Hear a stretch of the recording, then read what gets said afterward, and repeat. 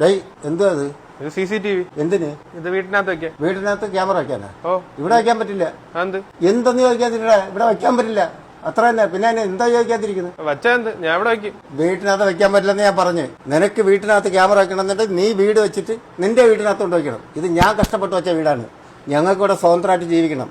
നിനക്ക് ക്യാമറ വെച്ച് നോക്കാനുള്ളതല്ല ഞങ്ങള്, മനസ്സിലായ?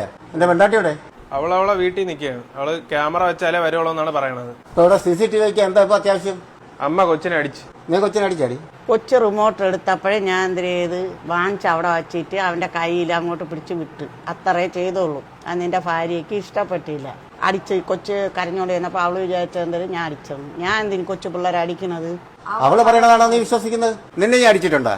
ഓ, അമ്മ അടിച്ചിട്ടുണ്ടോ നിന്നെ? ഓ, അടിച്ചിട്ടുണ്ട്. പിന്നെന്താ നിന്റെ മോന്റെ കയ്യിൽ ഇപ്പൊ ഞങ്ങൾ ഒരടി കൊടുക്കുക അല്ലെങ്കിൽ ഞങ്ങൾ വഴക്കുറേ ചെയ്താൽ നിനക്ക് എന്താ പ്രശ്നം?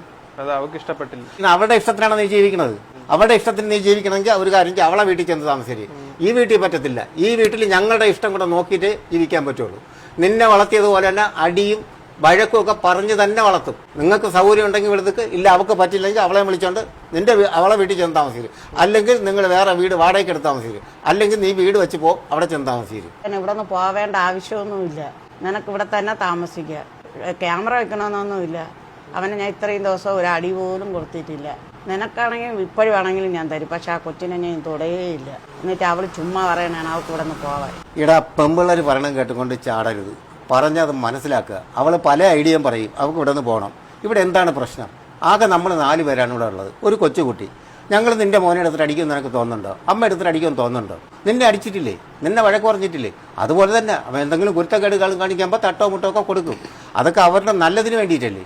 അങ്ങനെ നമ്മൾ അടിച്ചും വഴക്ക് പറഞ്ഞും വളർത്തിയാലേ ആ കുട്ടികൾക്ക് ആ ബോധം ഉണ്ടാവുള്ളൂ. ഒരു തെറ്റ് ചെയ്യുമ്പോൾ ഇന്ന് അവൻ റിമോട്ട് എടുത്തെറിഞ്ഞു, നാളെ അവൻ TV അടിച്ച് പൊട്ടിക്കും. നമ്മളുണ്ടായിരുന്നു ചിരിച്ച് കാണിച്ചു കൊടുത്താൽ. അപ്പം നമ്മളവനെ വഴക്ക് പറയും, അടിക്കുകയൊക്കെ ചെയ്യും.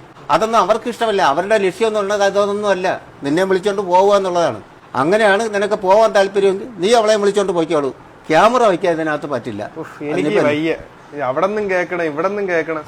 എന്തായാലും ഈ പ്രശ്നം ഇവിടെ തീരുമെന്ന് തോന്നുന്നില്ല. അവൾ ഏതെങ്കിലും രീതിയിൽ ഇപ്പൊ ഈ ക്യാമറയുടെ പേരും പറഞ്ഞ് അല്ലെങ്കിൽ റിമോട്ട് എടുത്തതിന്റെ പേരും പറഞ്ഞ് പ്രശ്നം ഉണ്ടാക്കി.